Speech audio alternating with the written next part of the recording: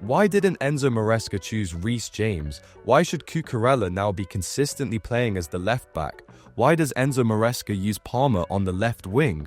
In this section, we discussed the series of errors Chelsea made in conceding the goal, Arsenal's tactical approach in building play, and their implementation of a high press. Welcome to the Offensive 6 channel. Today, I'll try to provide a tactical analysis of the Chelsea and Arsenal match. If you've got your coffee ready, let's start with the lineups.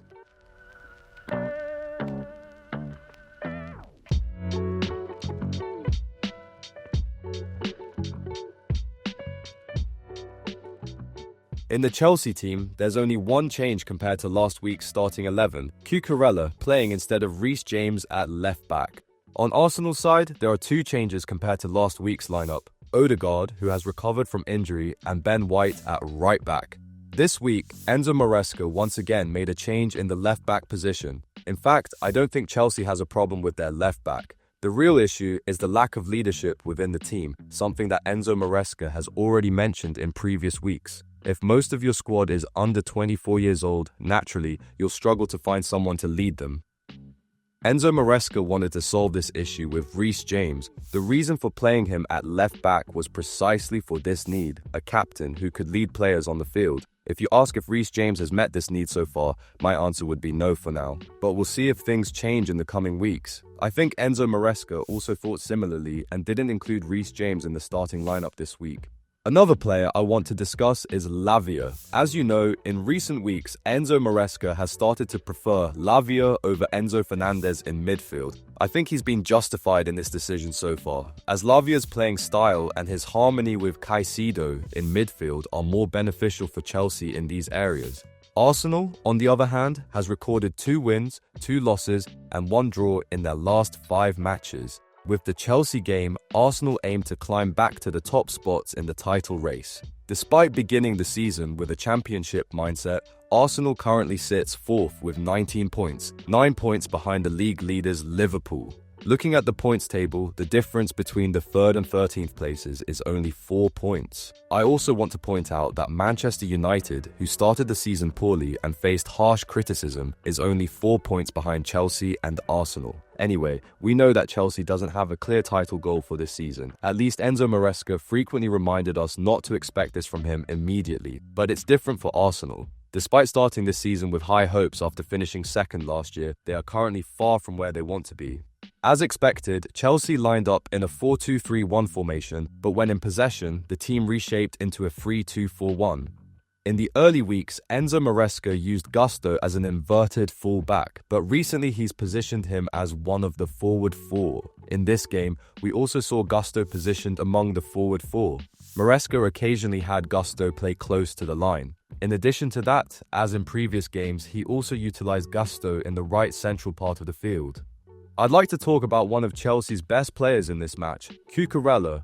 I think Enzo Maresca needs to play Cucurella more consistently now, as he truly proved he should start regularly with his performance in this match. He did fantastic things defensively, especially by neutralizing Saka, one of Arsenal's most dangerous players. Looking at his stats, we can clearly see this. Cucurella touched the ball 57 times, completed 36 out of 39 passes with an impressive 92% accuracy rate, and made 9 defensive actions, the highest on his team. Additionally, he won 4 out of 5 ground duels. Now, let's talk about Cole Palmer, who didn't meet expectations in the match. Palmer was on the pitch for 90 minutes but did not score or assist, with only 0.16 expected goals and assists combined. Out of 30 passes, he completed 23, reaching a 77% passing accuracy. He won only 3 out of 8 ground duels, and out of 4 shots, only 1 was on target. Moreover, he had 18 ball losses, making him the player with the most possession losses in the match. Cole Palmer has shown a weak performance in the last 2 weeks. I believe his position plays a major role in this. When Palmer plays on the right, he's much more dangerous and effective, but when moved to the left, he fails to meet expectations. We've seen this over the past 2 games. I think Enzo Maresca will use Palmer on the right more often after this match. The reason for playing Palmer on the left is actually to better utilize Gusto's attacking abilities, but this reduces Palmer's effectiveness. In the following games, we may see Gusto used as an inverted fullback or Cucurella as one of the forward four, allowing Palmer to play on the right side. Moving on to Chelsea's press strategy when Arsenal had possession. Unlike previous weeks, Enzo Maresca's team did not use an intense high man-to-man press this week. Chelsea often applied a hybrid press, switching between man marking and a zone defense to cover the midfield. In Arsenal's build-up play, we saw them shape up in a 3-2-5 formation. However, the positioning of players frequently changed. Partey sometimes moved into the center of the back three, occasionally positioning on the left, right, or even ahead of them. In this game, Arsenal preferred to attack more from the flanks instead of through the middle, leaving more open space between the three defenders. Looking at possession stats from the first 11 minutes, Chelsea held 74% while Arsenal had only 26%. I didn't expect Arsenal to apply a high press before the game, as they've been defending more in their half in recent weeks. Watching the first 10 minutes, I thought I was right.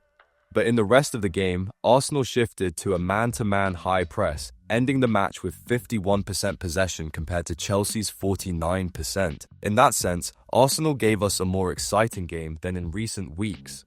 Let's look at Arsenal's goal. We can see Arsenal's high press against Chelsea, with a total of 6 players pressing high. Advancing the footage, we see Cucurella making a pass to Lavia, which isn't overly difficult, but Lavia fails to control it, allowing Martin Ødegaard to intercept and initiate an attack. After a few passes on the right, the ball returns to Martin Ødegaard. In this frame, we see Colwill breaking the offside trap. In fact, Chelsea frequently attempts this offside trap. Here, Chelsea's defense positions themselves according to the penalty box line. As we see, except for Colwill, the other Chelsea players stay on the line. While most of the blame falls on Colwill, I think the other defenders also made mistakes. They should have adjusted their position when they saw their teammate breaking the offside trap. Sanchez also made an error in this goal, positioning himself poorly and conceding from the corner he was covering. Let's look at Chelsea's goal-scoring opportunity. In the 69th minute, Chelsea had Neto positioned to prevent quick counter-attacks from this corner kick. Here, Gusto collects the deflected ball and plays it back. After receiving the ball, Neto passes it to Enzo Fernandez. Instead of moving to the right wing after making the pass, Neto notices the open space in the area I showed earlier and starts a run towards it. Seeing Neto's run, Enzo Fernandez delivers a beautiful pass in front of him. Neto then scores with a fine shot from outside the box, bringing his team the equalizer. The match ends in a 1-1 draw with this goal. Looking at the general statistics of the match, Chelsea had 49% possession, while Arsenal had 51%. Chelsea had 17 shots on goal, while Arsenal had 13. Both teams had 3 shots on target. Chelsea produced a 1.54 expected goals, while Arsenal produced a slightly higher XG of 1.55. Chelsea completed 358 passes, while Arsenal completed 375. It's not just about how many passes you make, but where you make them. Chelsea completed 98 passes in the final third, while Arsenal made 108 in the same area. Chelsea played with an 85% passing accuracy, which is their season average, while Arsenal was slightly better with 88% accuracy. Chelsea entered the penalty area 22 times during the match, while Arsenal entered it 19 times. In summary, when looking at both the match and the statistics, I believe a draw was the fair result. Although football is not always fair, in this match it was, and both teams earned a point each. What are your thoughts on the match? I'm looking forward to your comments.